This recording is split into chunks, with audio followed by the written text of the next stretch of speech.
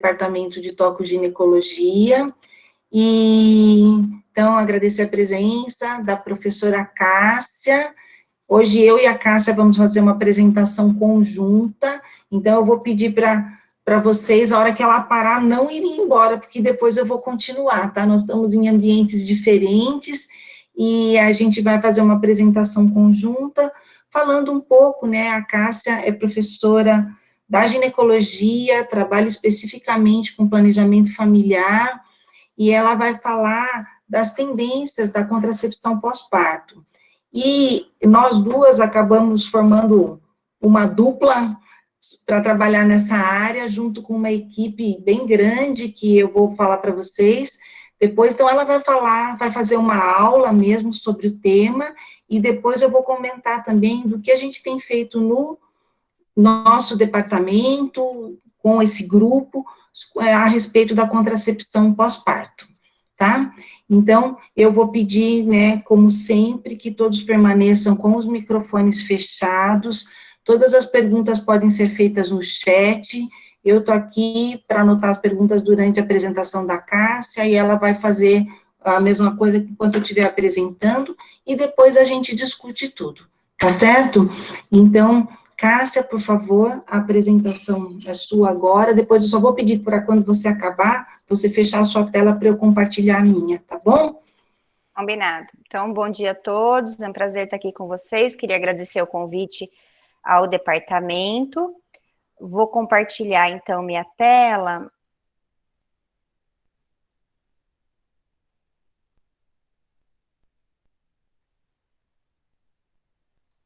Vocês estão vendo a tela? Tá vendo, Fernanda?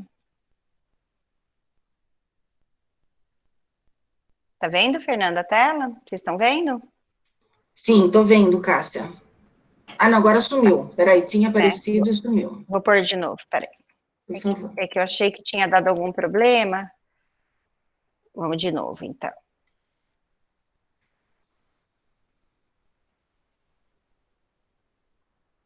Tudo bem agora? Estão vendo? Tá entrando, espera um pouquinho. Tá entrando. Ok. Pronto. Se você quiser pôr, acho que no modelo leitura, isso, perfeito. Isso. Prontinho, Então, vou fechar meu microfone.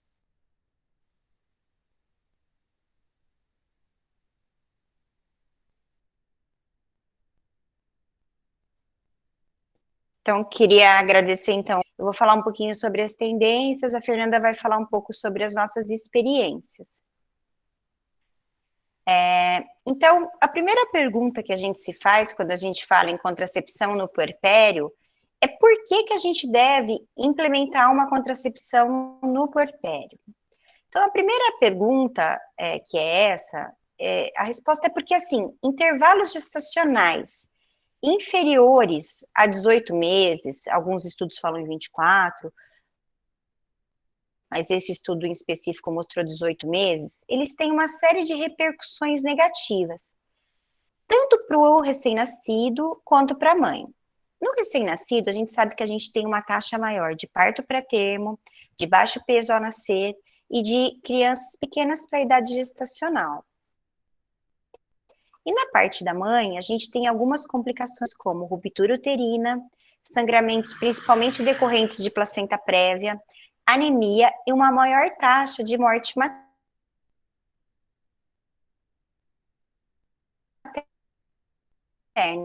Então, as gestações e para ir, de preferência no puerpério. Como que a gente pode fazer essa contracepção? LARC é uma estratégia boa para contracepção no puerpério.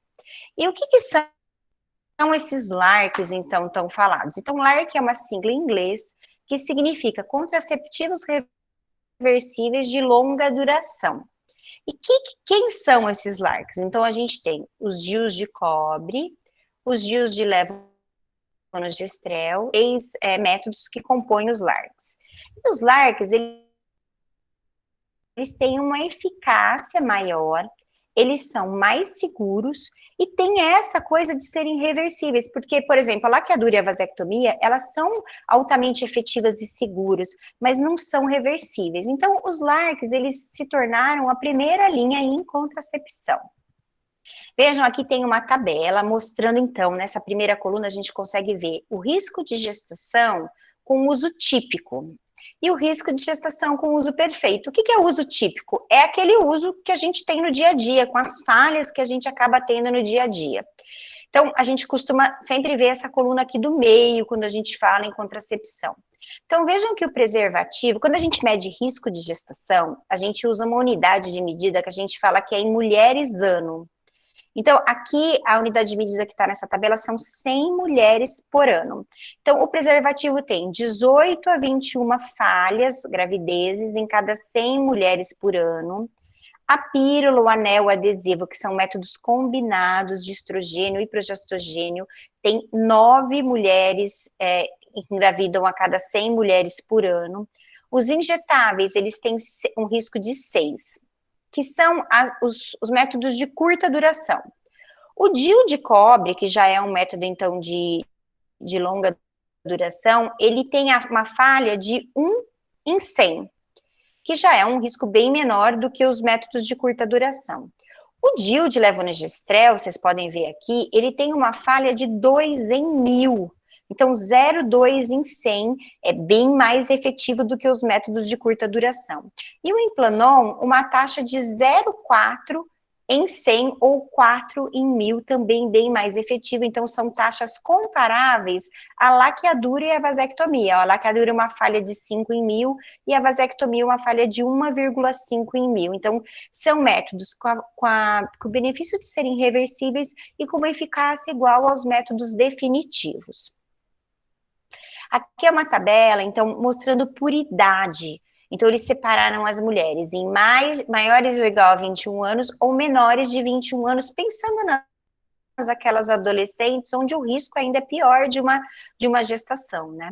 Então, vejam vocês que aqui de verde e rosa a gente consegue ver os LARCs, então, tanto em pacientes maiores de 21 anos quanto em menores de 21 anos, a gente tem uma taxa de eficácia bastante grande. E quando a gente vê os métodos de curta duração, agrupados aqui todos eles, a gente vê que a taxa a chance de você engravidar, ela é bem maior do que se você comparar com o LARC. Esses métodos de curta duração, eles têm 21 vezes mais risco de falha do que um LARC. Então, a eficácia é uma coisa que deve pesar na nossa decisão de como escolher um método contraceptivo. Mas como que o Brasil se comporta, assim, com relação aos contraceptivos? Então, aqui é um estudo que mostrou, então, o Brasil e todos os países da América do Sul, aqui tem América do Sul e América Central. Vejam que o Brasil tem uma taxa de qualquer método contraceptivo de 79%, mas olha que interessante, olha, o método que a gente mais usa no Brasil para contracepção é a esterilização feminina, a laqueadura, em 28% dos casos. A gente tem, em segundo lugar, os métodos contraceptivos orais, as pílulas contraceptivas, em 24% dos casos, e vejam que a gente só usa DIU em 1,9% dos casos e implante em 0,1%. Então, na verdade, a gente usa muito pouco LARC quando a gente fala de métodos contraceptivos. E no puerpério, como se comporta, então, os métodos contraceptivos no puerpério? Esse gráfico aqui, ele acompanhou as mulheres no período de puerpério, ele acompanhou no puerpério imediato, com 3 meses, com 6 meses, 12 meses e 18 meses após o parto. E vocês conseguem ver aqui que logo no puerpério imediato, a gente tem muito pouco o azul mais claro. Aqui em azulzinho, esse azul intermediário, aqui são métodos menos efetivos. O que são métodos menos efetivos? Então, camisinha, tabelinha, esse tipo de coisa, que é um dos métodos utilizados aqui no puerpério imediato. E depois a gente tem aqui os métodos hormonais. A partir do 3º mês de puerpério, a gente tem um aumento de 72% do uso de contraceptivos.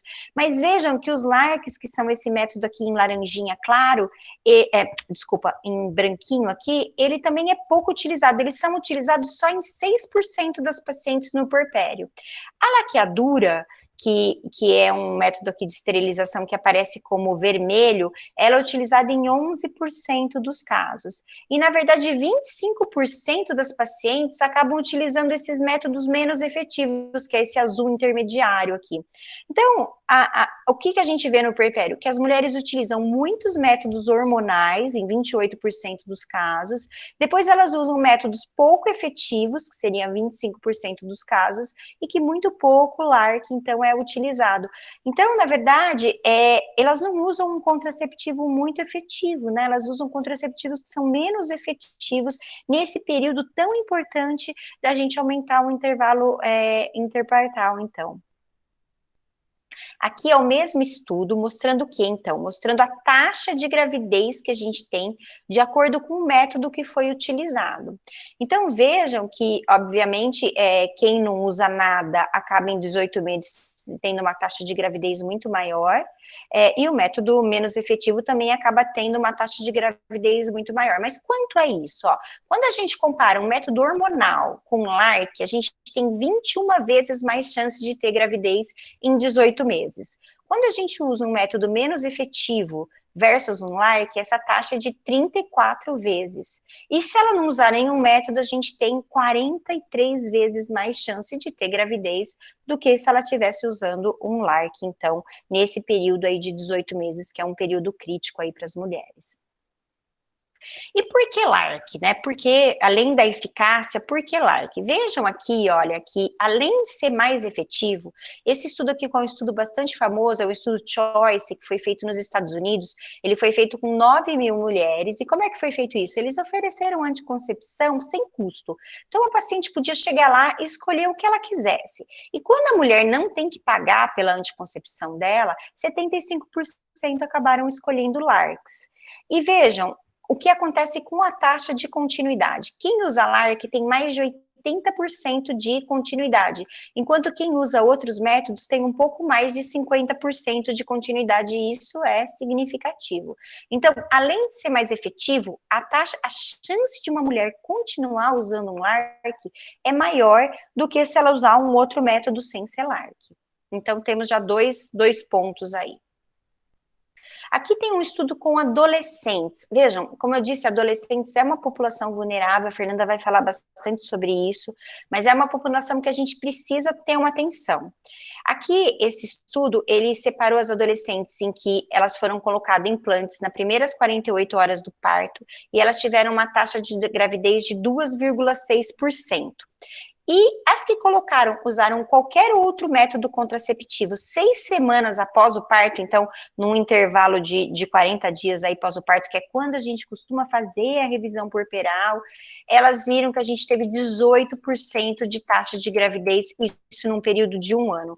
Então, a gente tem um risco relativo 5 vezes maior da paciente engravidar se ela usar algum método contraceptivo, outro sem ser LARC, 6 semanas após o parto.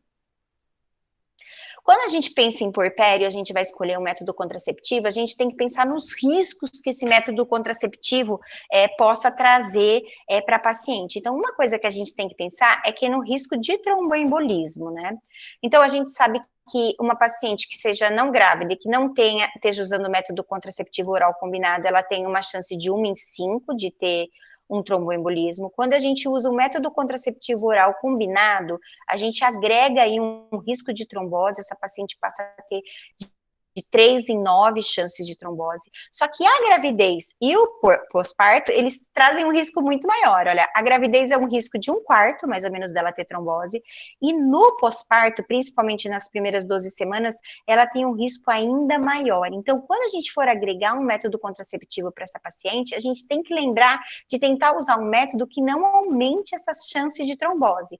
E os LARCs, nessa condição, eles não têm um aumento de trombose, nem o de DIU de cobre, nem o DIU de Mirena, ou o DIU de levonorgestrel, que agora a gente tem mais um DIU, né, o Cailena não tem só o Mirena agora no mercado, e também os implantes de progestágeno também não têm impacto nessa piora da chance de tromboembolismo, isso é uma coisa que tem que ser levada em consideração.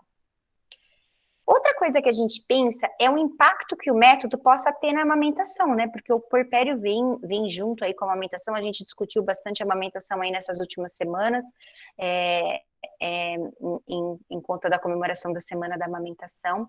E a gente sabe que a hora que você tem uma queda de progesterona pela placenta, isso é um gatilho para a galactogênica. E será que se a gente usar um puerpério logo no pós-parto imediato, logo ali nos primeiros dias, será que esse hormônio pode afetar, então, a amamentação?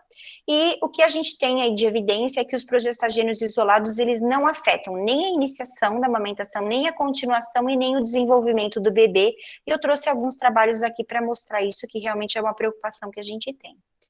Então, esse estudo, ele foi com implantes contraceptivos. Como que foi feito? Eles foram divididos num grupo, as pacientes usaram implantes até 3 dias após o parto, e no outro grupo usou de 4 a 8 semanas depois do parto, e essas pacientes e os nenês foram acompanhados por 1 ano. Então, a gente consegue ver aqui nesse grupo que o tempo para a gente começar a lactogênese não teve diferença, se as pacientes colocaram o implante logo após o parto ou no intervalo maior, então não houve diferença entre essas pacientes. E a gente também mediu, os autores do estudo mediram a taxa de continuidade e a taxa de amamentação exclusiva. E o que a gente teve aqui, qualquer aleitamento, seja complementado, não teve diferença entre o grupo que colocou logo no pós-parto versus o grupo que colocou depois de algumas semanas, e a taxa de aleitamento exclusivo, vocês podem ver que foi bastante semelhante aqui.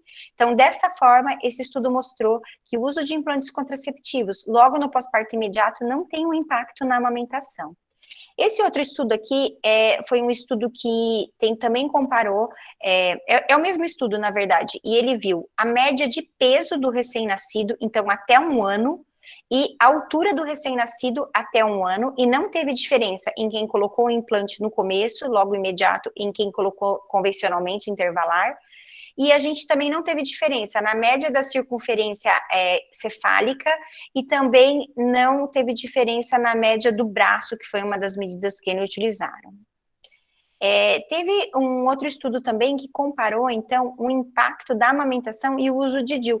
Com o uso de DIU, a gente não tem tanta essa preocupação, porque, na verdade, principalmente o DIU de cobre e mesmo o Mirena não tem uma circulação tão grande, né, de hormônios pelo corpo. Então, o Mirena tem uma liberação hormonal menor.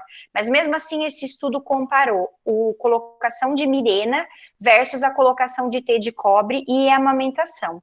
E foi observado que não teve diferença no peso do recém-nascido com relação ao uso ou não de DIU, mostrando, então, que tanto os implantes quanto os DIUs são seguros para inserção no pós-parto imediato com relação à amamentação. E quando que a gente deve introduzir um LARC, então, para essas pacientes? Será que é melhor a gente fazer logo no pós-parto imediato ou de 4 a 6 semanas? A gente costuma dividir, então, a inserção de LARCs. A gente fala em pós-parto imediato até 10 minutos após a dectação placentária. A gente fala em uma introdução de LARC precoce, quando a gente coloca depois de 10 minutos até o período intervalar. E o período normalmente tradicional, que é o de 4 a 6 semanas pós-parto, que normalmente é aquela consulta de revisão puerperal que a gente faz. Então, o que a gente tem aqui? A gente tem que, quando foi perguntado para as mulheres durante o parto, a senhora deseja inserir um DIU no parto? Sim ou não? E essas pacientes foram divididas em 2 grupos. Um grupo foi colocado imediatamente na cesárea e um outro grupo só foi colocado 4 a 6 semanas após o parto. Vejam que das que desejavam colocar o DIU e caíram no grupo de 4 a 6 semanas pós-parto, 25% não retornaram para a revisão puerperal. E 14% mudaram de ideia a hora que chegaram na revisão. Então, 40% não tiveram o DIU inserido, mesmo desejando na hora da revisão de parto. A Fernanda vai falar um pouco sobre isso, sobre o problema que a gente tem dessas pacientes faltarem nas revisões de parto. E vejam que a continuidade da paciente que colocou no parto foi superior às pacientes que colocaram depois de 4 a 6 semanas. As que colocaram no parto, 80% continuaram usando o DIU em 6 meses. As que colocaram há 4 a 6 semanas após o parto, apenas 60% continuaram usando o DIU após 6 meses.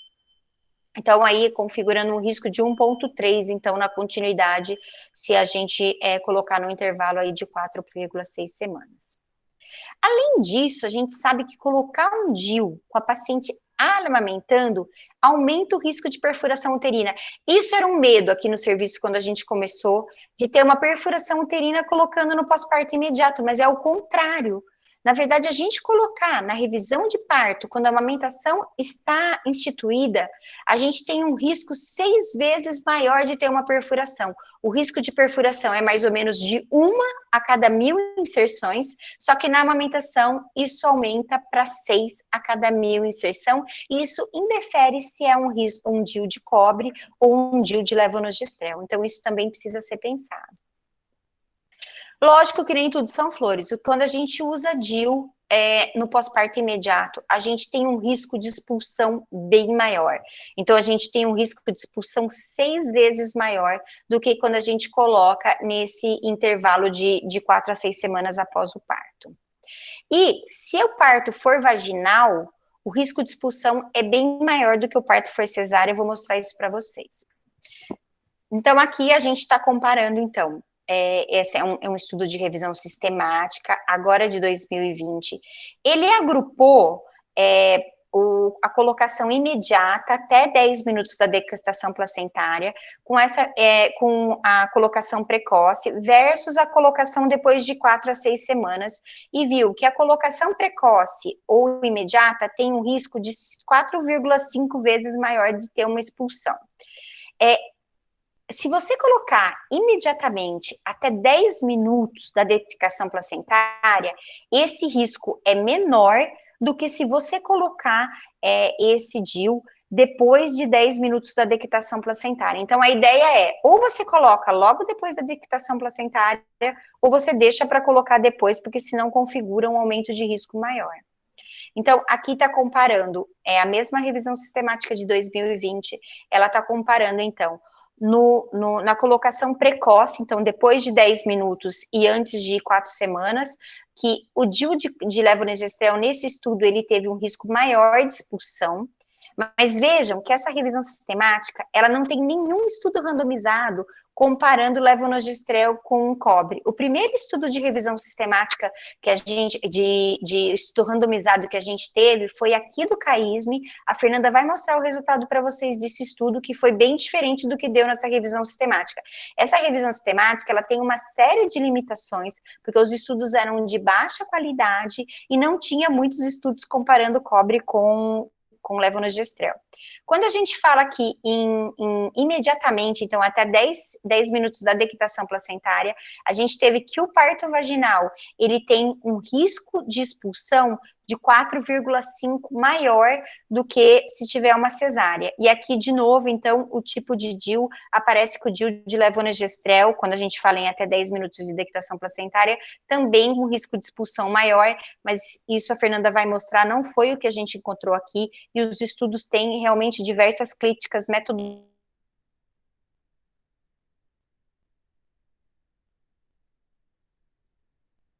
É que quando a gente comparou na cesárea o DIU de levonorgestrel teve menos expulsões do que o DIU de cobre. Então, na verdade, foi um fator protetor aí a expulsão do que o DIU de cobre, e a Fernanda vai mostrar os resultados do nosso estudo para vocês. Então, aqui, resumindo, quando a gente coloca um DIU no intervalo de parto, normalmente 4 a 6 semanas após o parto, a gente tem aí de 0 a 4% de expulsão. Quando a gente coloca após um parto cesárea, os estudos eles variam de 3 a 20% de expulsão. E se for após um parto vaginal, os estudos mostram até 30% de expulsão. Então, vocês podem dizer para mim, ai, Cássia, mas 30% de expulsão é uma taxa grande de expulsão, e eu concordo. No intervalo de 4 a 6 semanas, ela vai ter 4% de expulsão, é bem menor. Mas aí eu queria colocar um raciocínio aqui. 70% das mulheres não expulsam. As 30% que expulsam, quando elas retornarem, elas podem receber um DIU tendo uma chance aí de até 4% de expulsão. Então, e assim, sabendo que essas mulheres não têm acesso ao DIU, a gente sabe que na unidade básica de saúde, essas mulheres normalmente não têm acesso ao DIU, e a gente sabe que muitas delas não voltam para a revisão de parto. Então, o que é melhor? Assegurar aí que 70% tenham um método contraceptivo, sabendo que em 30% dos casos você não está configurando, ou deixar essas mulheres que não conseguem voltar para a revisão de parto com aquelas taxas que eu mostrei de gravidez, sem uso de nenhum método ou usando um método não efetivo. Então, é um raciocínio e uma conta estatística que a gente precisa fazer aí. 40% não voltam e 30% das 40% que a gente oferecer talvez expulsem, mas a gente diminui muito essa porcentagem de mulheres que vai estar desprotegida. Então, depende de como a gente vê o copo aí, tá meio cheio, tá meio vazio ou meio cheio, né? Com essa coisa de 70-30 aí de expulsão. Então, a Fernanda vai mostrar agora a nossa experiência aqui no CAISM, os nossos resultados. Então, eu vou interromper aqui a minha tela, peço para vocês esperarem que ela vai colocar a tela dela. Muito obrigada, eu vou estar disponível aqui para a gente discutir.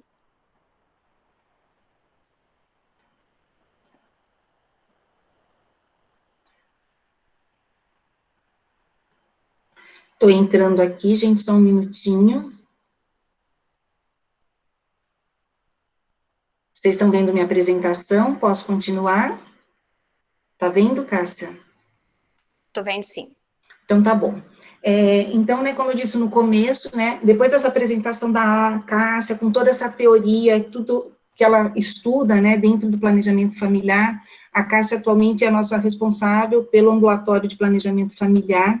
O que a gente fez? Com todo esse raciocínio, com toda essa conta que a gente tem que fazer, então a gente começou a pensar, o que a gente faz dentro da obstetrícia e o que é feito dentro do planejamento familiar, que fica no Semicamp.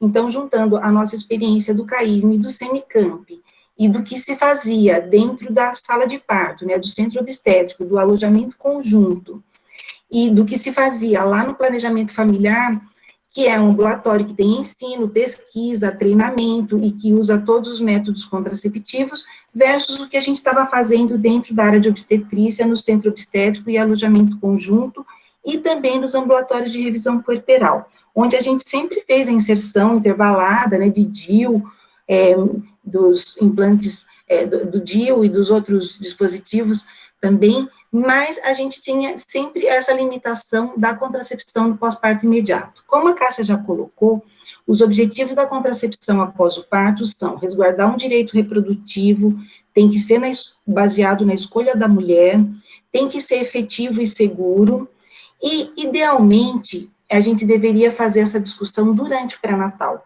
O pré-natal é sempre uma oportunidade preciosa para todos nós, porque a mulher vem muitas vezes, ela tem confiança na equipe, e a gente não pode perder a oportunidade de conversar com ela sobre o que ela quer fazer com relação à sua contracepção depois que o seu bebê nascer.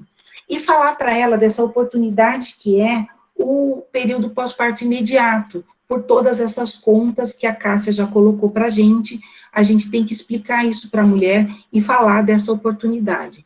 Lembrando que mais de 50% das gestações no Brasil hoje, elas não são planejadas, e garantir o intervalo interpartal é uma forma de garantir a saúde da mulher e a saúde do recém-nascido. Então, a gente já falou aqui, né, o que pode ser feito de contracepção imediata, ainda durante a internação ou a intervalada. Na contracepção imediata, né, a gente pode fazer intraparto ou pós-placentário, a gente pode fazer a laqueadura ou a inserção dos DIUs. Até 48, 72 horas, o que a gente pode fazer? Os implantes injetável subdérmico pode sim inserir o DIU, mas a gente não está ainda na rotina essa inserção de DIU até as 72 horas. Desculpa, o meu cuco está tocando, né? e tem a intervalada, que seria, né, após os 40 dias ou 6 semanas pós-parto, com várias opções de método. Então, a gente tem que falar um pouco, né, da intervalada. E aqui eu queria contar para vocês, eu trabalho no ambulatório de adolescentes, uma experiência que a gente teve no ambulatório de adolescentes, que era, a gente fez um estudo em 2014, querendo avaliar quanto que a gente usava de DIU no pós-parto imediato. E a gente tinha uma taxa, que é esse que está em preto aqui, né, que é antes da intervenção, uma taxa de uso de DIU em torno de 11%, que é muito alta em comparação com os dados do Brasil, que são em torno de 2%. E mais de 70% das nossas adolescentes, elas usavam medroxiprogesterona. Aí o que a gente fez? A gente trabalhou por uns 2 anos e continua trabalhando com um grupo de adolescentes, e entre as orientações passadas no grupo, a gente conversava sobre a contracepção pós-parto e tentava desmistificar o uso de DIU no pós-parto, isso tudo de intervalo, tá? E a gente repetiu o mesmo estudo. E aí, qual foi a nossa surpresa? A nossa taxa de uso de DIU, que já era alta, que era 11%, passou para 37%, com uma diferença significativa, mostrando o poder das intervenções durante o pré-natal, da conversa com as pacientes, mesmo no intervalo, tá? Que não é o ideal, porque a gente sabe que muitas não voltam. Mas eu queria contar para vocês dessa experiência e da importância da gente valorizar o grupo de aconselhamento pré-natal e de orientação das gestantes no pré-natal. Então, como eu disse, o grande problema, né, não são as que vêm, a gente conseguiu ter um resultado muito bom na revisão de parto de adolescentes, mas recentemente a professora Tabata está conduzindo uma iniciação científica e avaliou em um ano quantas pacientes estavam agendadas na nossa revisão de parto e quantas vieram, quantas faltaram. A gente teve uma taxa de falta de 34%, mas, além de chamar atenção para a falta, quem trabalha no CAISM sabe, a gente não marca retorno de revisão de parto para todo mundo. A gente só marca revisão de parto para quem tem ou comorbidade, ou vulnerabilidade, ou seja, eram pacientes que precisavam muito retornar com a gente no pós-parto. E a gente tem essa taxa de 34% de falta nas consultas de revisão puerperal.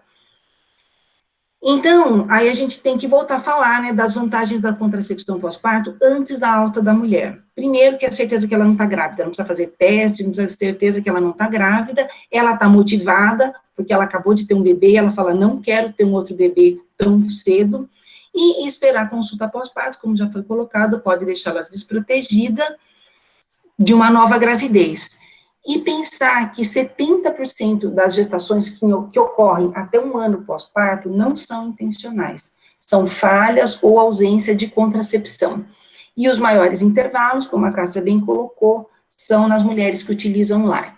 Então, a gente pensou, o que a gente tem que fazer? A gente tem que tentar trabalhar antes da contracepção intervalada, antes dos 42 dias pós-parto, antes da primeira consulta de revisão puerperal.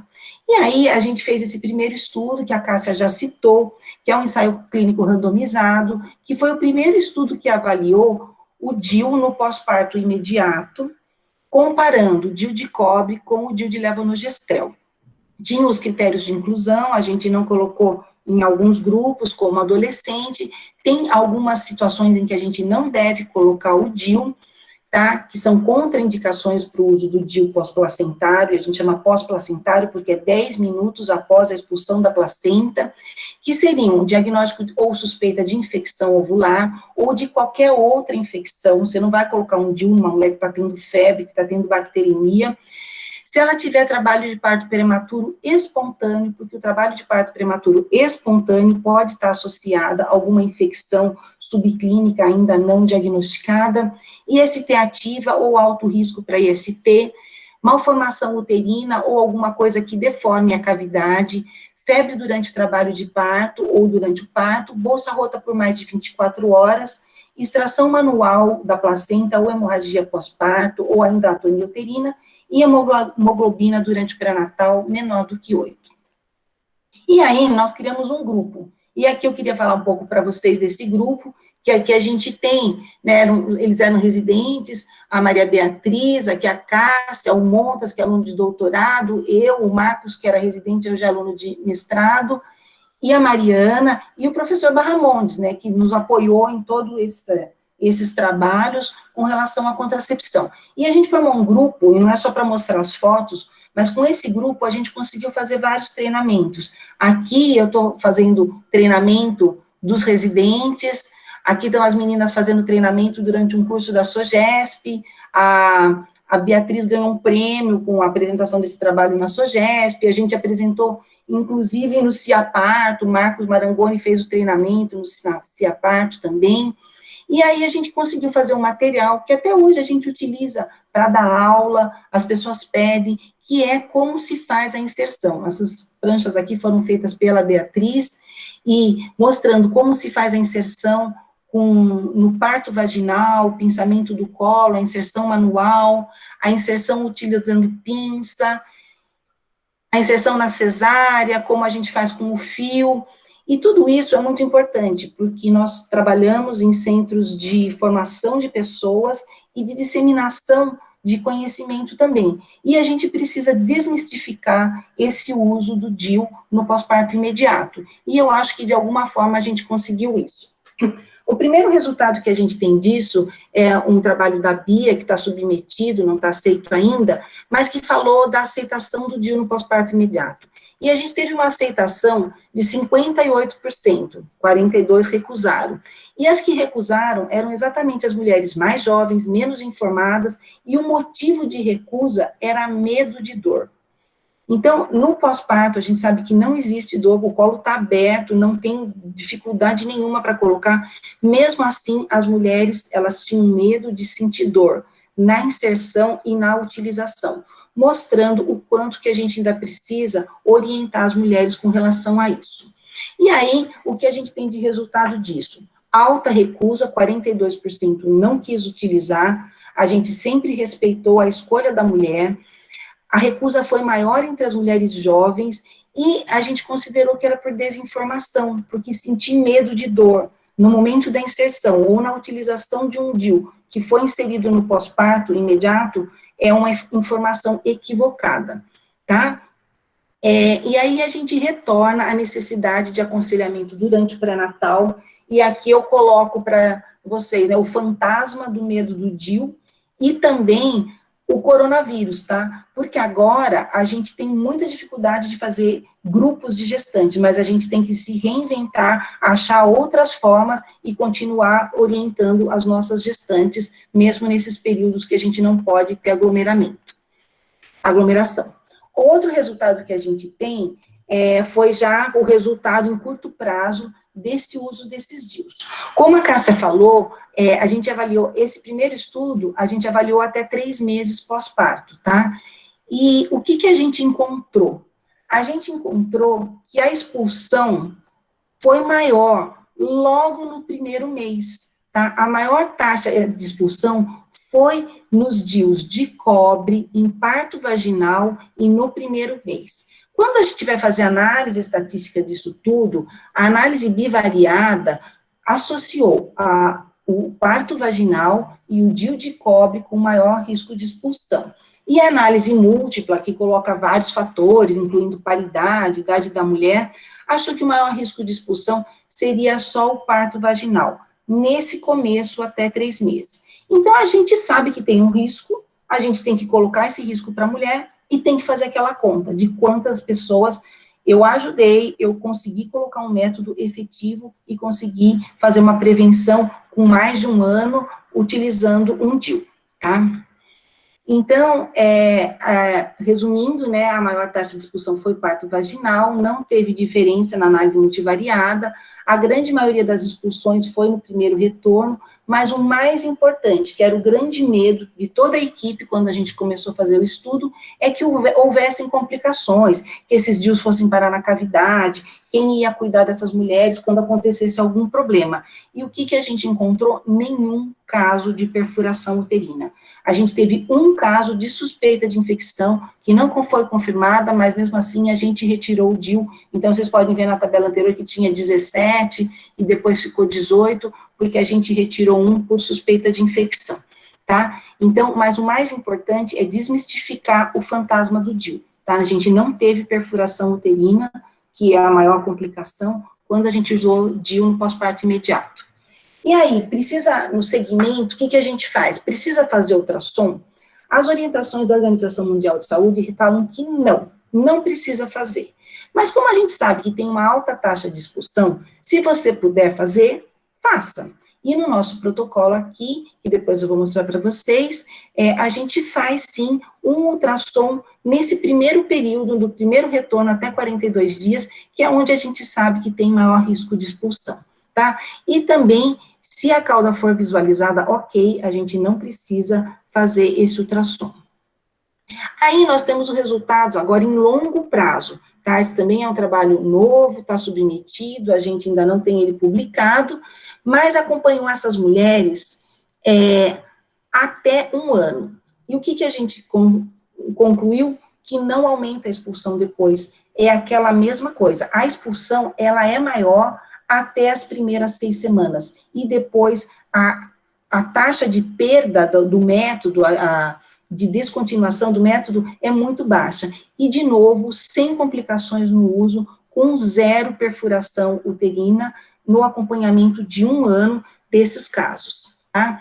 Aqui são umas curvas, né, de sobrevida que a gente faz sobre descontinuação geral, tá? E quando a gente avalia a descontinuação geral do método, comparando os 2 tipos de DIU, o que difere é a via de parto? A grande diferença é a via de parto vaginal, que aumenta o risco de expulsão. E quando a gente avalia qualquer, a descontinuação, quando a gente avalia a expulsão, tanto a via de parto como o tipo de DIU dão diferença. E aqui, ao contrário do que foi mostrado pela Cássia, a gente teve mais expulsão com DIU de cobre do que com DIU de levonorgestrel, ao contrário do que mostrava aquela revisão sistemática antiga, mas como a gente já falou, foi o primeiro estudo randomizado que avaliou essas questões. Então, dos resultados a longo prazo, o que a gente tem? A segurança, tá? A proteção em 1 ano altíssima, com mais de 2/3 das mulheres que aceitaram colocar qualquer tipo de DIU, ainda elas estavam usando o DIU após 1 ano do seu parto, e a expulsão foi o motivo mais prevalente para a descontinuação, e que foi maior nas mulheres que puseram T de cobre, nas mulheres que tiveram parto vaginal, e essa expulsão ocorreu logo no começo, nas primeiras semanas, 6 semanas após o parto. Aí, o que eu acho que é uma coisa muito legal, é a gente ver essa pesquisa se transformar em assistência. Então, baseado nos resultados da pesquisa, que foram muito satisfatórios, nós criamos um protocolo assistencial, tá? Então, tem esse protocolo assistencial, que depois eu posso até colocar no chat, que é disponível para todo mundo, tá? Com as figuras, com o termo de consentimento, que é o que a gente usa aqui no CAISM, para as mulheres que querem colocar DIU no pós-parto imediato. Hoje, essa figura aqui é da semana passada, e isso já faz parte da nossa rotina. Vocês estão vendo aqui a inserção do DIU numa cesárea. Eu pedi para o Marcos, que é o residente que está no CO, falo, me manda uma foto nova de inserção de DIU, e ele me mandou, porque vocês podem ver que a foto é recente, até porque nessa do meio, a médica está de face shield, então é uma foto bem recente, em tempos de pandemia, e isso já é uma rotina do nosso serviço, e nossos residentes vão levar isso para a prática deles. E assistência virando pesquisa, porque agora com a pandemia, mais ainda que a gente tem que insistir com o uso de métodos contraceptivos já antes da alta da paciente. E aí a Cássia e o Rodolfo, que também é nosso residente, estão avaliando a aceitação do DIU de cobre no pós-parto imediato durante a pandemia. A gente quer ver se essas taxas aumentam por causa da falta de acesso dessas mulheres a serviços de contracepção. Isso a gente fez com relação ao DIU. E a gente também tem, né, os implantes. Os implantes, o grande problema deles é que eles são caros, eles não têm no SUS, e a gente teve que fazer um projeto de pesquisa, conseguir financiamento, E a gente conseguiu fazer um protocolo, um ensaio clínico, que não é randomizado, é aberto, porque a mulher tem que escolher. Então, a gente quis que a mulher escolhesse colocar ou não implante, juntamos um outro grupo aqui, né, tá faltando ainda a foto da casa, doutor Luiz, mas um outro grupo, né, com a Amanda, e a gente está acompanhando 100 adolescentes, tá? Esse estudo está em andamento, já tem publicado o protocolo, mas o que a gente tem de resultados iniciais? Em 100 adolescentes, a idade média era 17 anos, a gente tinha 5, e corresponde a 5%, com até 14 anos, né, ou seja, com menos de 14 anos, 13 delas já tinham parto anterior, 49% sem contracepção prévia, e quando a gente ofereceu o Implanon, a taxa de aceitação foi altíssima, maior de 70%, foi 71%. Tá? Esse estudo está em segmento, mas a gente pode imaginar o impacto que ele vai ter na prevenção de gravidez na adolescência entre essas meninas. Ainda, né, com relação à pandemia, a gente conseguiu comprar mais implantes e a gente ofereceu para um grupo um pouco maior de mulheres, não só adolescentes, mas ainda num ensaio clínico, como um estudo de corte, mas a gente tinha mais alguns DIUs e a gente conseguiu oferecer para mais 150 jovens, tá? Com idade média de 19,5 anos, sendo que aí mais de um quarto já tinha partos prévios, ou seja, elas tinham idade média de 19 anos e 26% com parto prévio, 26% não planejou a gestação e 29% não usava contracepção prévia. Tá? E a taxa de aceitação nesse grupo foi ainda maior. E a gente não sabe se isso tem um efeito também da pandemia, como a gente vai medir no estudo do DIU, mas a gente teve uma taxa de aceitação do Implanon de 76%. E aqui, né, o Implanon, ele é super fácil, ele tem a vantagem com relação ao DIU, que não precisa ser naqueles 10 minutos. A paciente pode pensar, você pode oferecer num dia, retornar no outro. E aqui eu queria colocar, né, quem está colocando esse implante, não saiu na foto, é a Tuane, pus até uma coroinha, porque ela é a nossa rainha de Implanon, ela colocou mais de 100 Implanons, eu vou até voltar, vocês podem ver, em menos de 2 meses, foram inseridos 115 Implanons, a grande maioria pela Tuane, e eu acho que isso tem um papel muito importante na formação do nosso pessoal, dos nossos residentes, para o futuro. E aí, o que a gente aprendeu com relação a tudo isso que está acontecendo, que a Cássia expôs, e que a gente tentou trazer, né, da pesquisa para assistência, da assistência para pesquisa, dentro do nosso local de trabalho. O que a gente aprendeu é a importância do aconselhamento reprodutivo no pré-natal. Isso faz toda a diferença para as nossas mulheres, tá?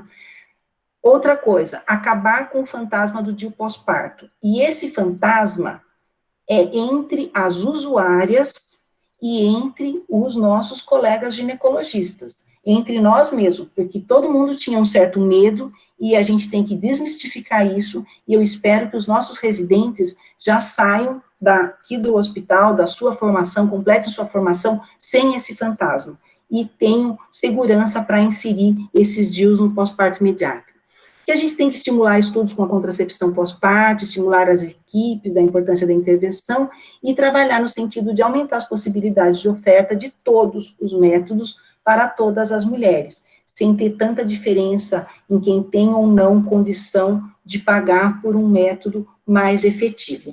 E mais do que isso, a gente aprendeu que a gente tem que trabalhar em equipe. Esse trabalho da obstetrícia com a gineco foi muito profícuo, a gente criou laços de amizade e está rendendo bons trabalhos. Então, só para, estou finalizando aqui, lembrar, né, que a pandemia foi um problema muito grande para os serviços de planejamento familiar, para os serviços de saúde sexual e reprodutiva, tá? Então, ele trouxe consequências muito graves, e nesse momento, a gente ter oportunidades de contracepção são ainda mais importantes, né? Lembrando, tem uma frase aqui que eu vou ler para vocês, que os direitos humanos não podem ser sacrificados durante tempos de crise e recuperação, mesmo quando os recursos são limitados. os estados têm o dever de respeitar, proteger e cumprir com as obrigações internacionais de direitos humanos. E isso a gente tem que trazer para a contracepção das nossas mulheres nesse período da pandemia.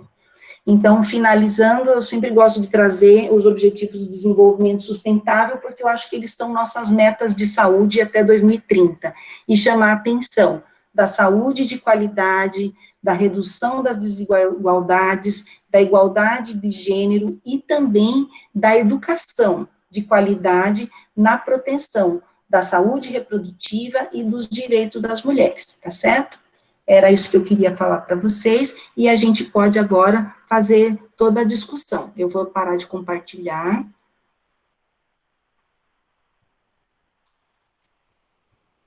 Eu acho que eu queria fazer um comentário, Fernanda. Eu acho que realmente essa coisa da pandemia e do planejamento familiar é uma coisa muito importante, assim, porque a gente nunca tinha passado por uma crise tão séria, assim, né? Uma pandemia, ninguém tinha vivido uma pandemia dessa.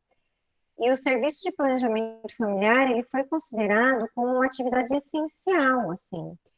E eu tive várias pessoas, assim, revoltadas comigo quando eu dizia que o planejamento familiar era uma atividade essencial. Teve gente que me encontrou no corredor e falou assim, desde quando encher lá o ambulatório de paciente para pôr DIU é essencial? Por que vocês não dão uma injeção de depo em todo mundo?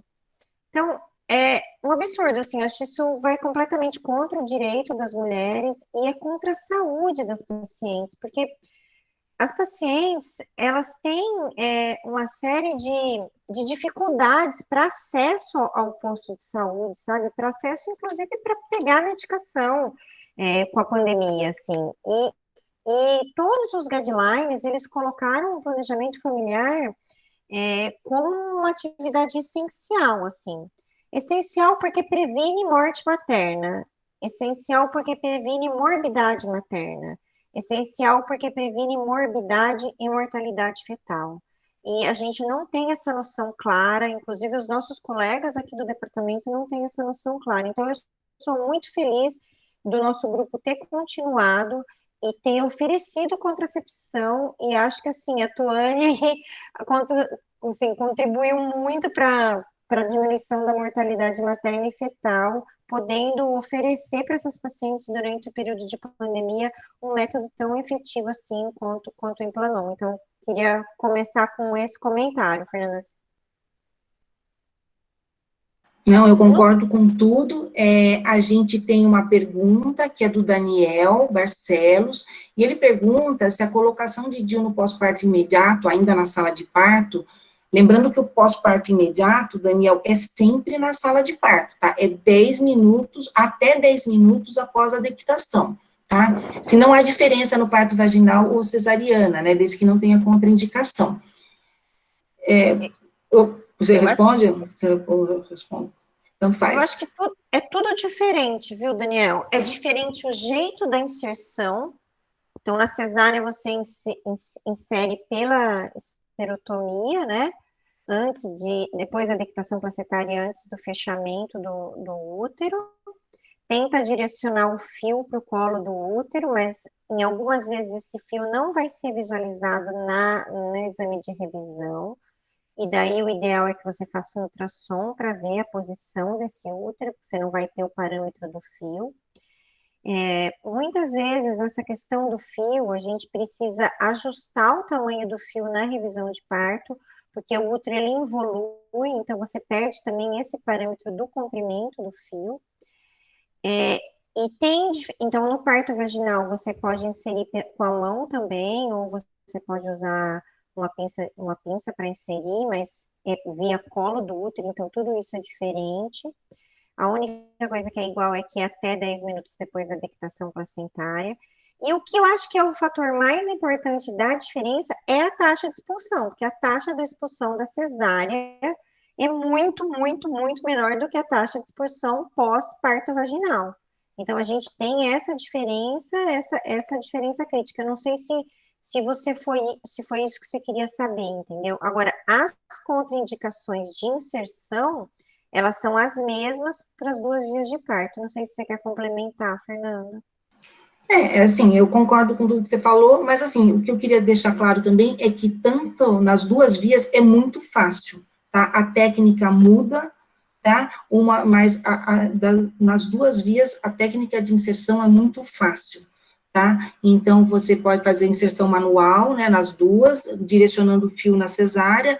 No parto vaginal, você pode fazer com pinça ou manual. Eu, pessoalmente, prefiro fazer manual, minha mão é pequena, é fácil de eu fazer inserção manual, e eu tenho certeza que com a minha mão eu chego no fundo, eu sei aonde eu estou deixando esse DIU. Tá? A Organização Mundial de Saúde, às vezes, elas referem que a inserção com pinça pode ter uma expulsão um pouco menor, tá? Então, mas isso são variações sobre detalhes. Eu acho que tem que ficar, é que os dois são seguros e são muito fáceis de ser feitos, e tem que ser feitos até 10 minutos da dictação. Então, é importante que o DIU esteja disponível no momento do parto. Eu queria falar uma coisa também, Fernanda, sobre o que você falou desse negócio do fantasma, né, da mulher. A gente não tem uma aceitação ruim das mulheres. Eu acho que o fantasma é maior para o ginecologista do que para as mulheres, que têm medo. E quando a gente começou aqui a colocar o DIU, o medo era, vai infeccionar, o medo era, vai perfurar. E veja que a perfuração é menor, né, no pós-parto imediato. Então, eu acho que o medo que a gente tem que ter é o da mulher expulsar, e isso a mulher tem que estar orientada. Do resto, eu acho que é tranquilo. Então, eu acho que o fantasma é muito mais com o ginecologista do que com as mulheres. Com a expulsão, tem uma coisa que eu queria deixar bem claro, assim, vejam que essas mulheres, elas expulsam logo no começo. Se elas não expulsarem ali nos primeiros 40 dias, elas dificilmente vão expulsar depois. E e a expulsão, normalmente, ela é uma expulsão completa. Ela não é uma expulsão parcial. A gente teve um outro caso só de expulsão parcial. O que é uma expulsão completa? O DIU sai mesmo. A hora que você vai examinar a mulher, o DIU está lá no colo, inteiro para fora, ou a mulher perde esse DIU mesmo. E elas relatam isso. Então, dificilmente ela é assintomática. A mulher vai te contar que ela deve ter expulsado. Ela sentiu cólica, ela teve sangramento, o DIU saiu, e o exame físico consegue, na maioria das vezes, detectar essas coisas. Então, acho que isso é importante também de colocar, Fernanda. Tá certo. Tem uma pergunta da Andrea também, né, falando visto todas as vantagens dos LACs, ela gostaria de saber se há alguma previsão que o implante subdérmico seja incluído no SUS futuramente, e quais os fatores dificultam o DIU de cobre nas UBSs. Isso é um problema, né, Andrea? Assim, se eu fosse ministra da Saúde, eu ia priorizar, certo? Mas eu acho que para muita gente isso não é prioridade. É uma pena.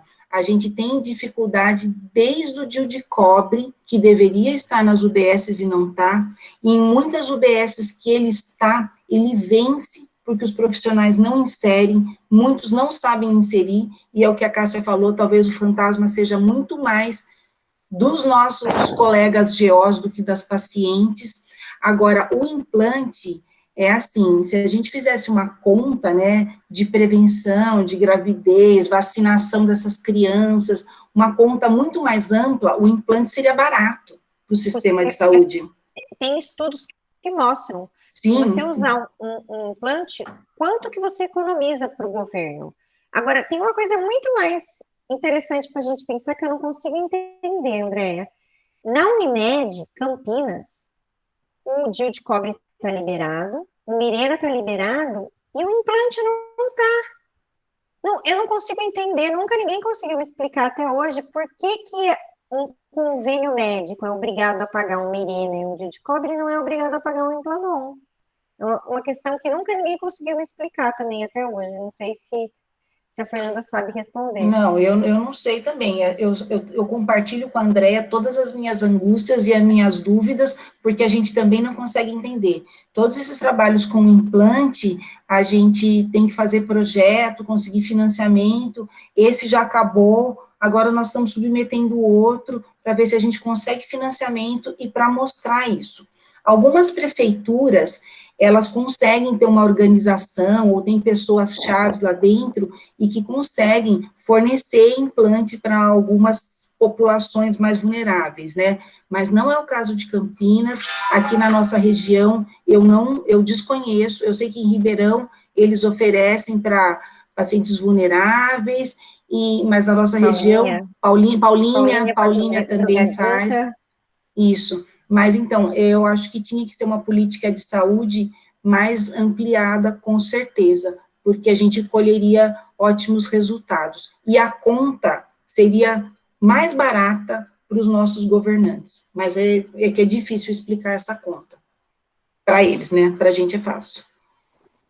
E a Caroline está colocando, eu acho que tem que colocar aqui também, né, Caroline? Que ela agradece a Tuane. Realmente, a Tuane virou a rainha do Implanon. Acho que foi a pessoa que mais colocou implantes aqui. Ela teve uma dedicação imensa, e como a Cássia colocou, ela nem imagina quanta morbidade e mortalidade ela está prevenindo nessa população, né, Tu, que participou desse estudo com os implantes. Esses trabalhos ainda a gente está fechando os dados agora, mas com certeza vão ser resultados bem legais e que mostram a importância da contracepção efetiva e nesse momento de oportunidade pós-parto. Eu acho que você colocou bem, Fernanda. 35% de pacientes não retornam, e pacientes muito graves, né? Não é qualquer paciente aqui que não está voltando. É paciente que, se engravidar de novo, é um pré-natal de alto risco de novo, né? E ainda com essa complicação do intervalo interpartal muito pequeno, né? Uhum. É isso mesmo. Acho que é isso. Eu não sei se alguém tem mais alguma colocação, se vocês querem perguntar mais alguma coisa. Temos poucas questões aqui no chat, mas acho que a gente falou o que a gente queria falar, né, Cássia? Acho que a gente passou o nosso recado, as nossas angústias compartilhadas com a Andréa. Você quer fazer um fechamento? Eu acho que a mensagem, acho que principal, né, nesse comentário, é que a gente acho que tem obrigação, assim, como médico, como ginecologista, de oferecer acesso para as mulheres a métodos contraceptivos, assim, eu acho que é uma obrigação nossa. E entre esse oferecimento, eu acho que o oferecimento no momento do parto é uma condição interessante, assim, para as pacientes, e tem que ser interessante para o médico também, porque se é interessante para os pacientes, tem que ser para a gente. Então, a gente tem que tentar nos atualizar, fazer realmente treinamento, treinar os residentes, para que a gente consiga, então, aumentar essa acessibilidade das mulheres aos métodos contraceptivos. Acho que essa é a nossa mensagem, né, Fernanda? Mostrar um pouco os nossos resultados e colocar essa questão, né? Acho que basicamente isso. Bom, concordo com tudo que a Cássia falou, é um tema que eu gosto muito. Eu agora estou muito mais trabalhando com o puerpério que com a gravidez, porque com a gravidez tem um monte de gente, todo mundo fica super preocupado com a mulher durante a gravidez e o parto, e depois no pós-parto ela vira o patinho feio, né? É o período mais negligenciado do ciclo gravídico puerperal, e essa associação com o planejamento familiar foi muito boa, e a gente está conseguindo melhorar algumas coisas dentro do serviço, e está conseguindo melhorar a saúde das mulheres, e está conseguindo fazer a nossa parte também como professora, como pesquisador, por tudo isso daí. Então, queria agradecer a presença de todos vocês, dos professores, dos ex-alunos, de colegas que estão aqui, e dos alunos, né, vários alunos, ex-alunos, e eu acho que, assim, o recado está passado, e a importância da gente abordar esse tema do pós-parto, do puerpério imediato, e da contracepção escolhida, né, pelas mulheres, tá bom? Então, eu agora gostaria de convidar vocês para a próxima aula. Vou pedir para a Márcia colocar. Na nossa próxima aula, nós temos uma convidada, que é a professora Clarissa, do Departamento de Psiquiatria, e ela vai conversar com a gente sobre a saúde mental em tempos do Covid-19, porque a gente sabe que não está fácil para ninguém, e o apoio dos profissionais é muito importante. Então, ela vai trazer esse tema para a gente a semana que vem, lembrando que setembro tem várias cores, né? Uma delas é o amarelo, da prevenção do suicídio, e tem o roxo também, né, da violência, e nós vamos ter esse tema abordado também ainda esse mês, tá? Mas a semana que vem vai ser saúde mental em tempos de Covid. Aguardo vocês aqui, tá certo? Um abraço.